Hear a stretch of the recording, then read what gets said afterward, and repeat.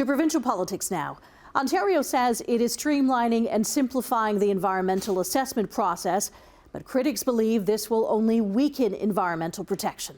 Jason Gaidola joins us live in studio with more on this. Jason. Taz, Environment Minister Andrea Khanjin says that the changes will allow roads, rail lines and housing to be built faster to help accommodate with the rapid population growth. So here's what's changing. The province will move to a list approach where projects least likely to cause environmental harms will be given priority, and they'll spend more time looking at more complex projects.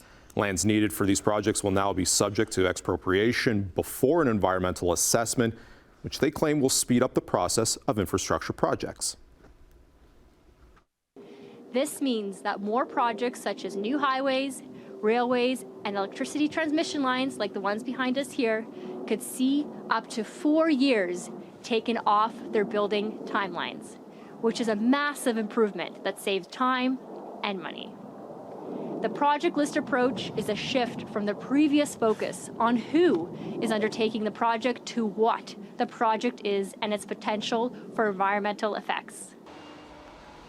Today, we asked the Executive Director of Environment Hamilton for his thoughts. Here's what he had to say.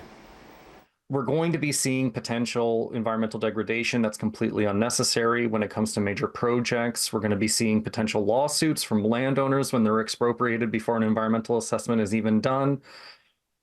We're seeing a lot more of the same from this government, which is big promises of getting things done faster, but at the same time, what they're really doing is slashing what last vestiges of environmental protection we have in this province, all in some desperate attempt to convince developers that they're working in their interests.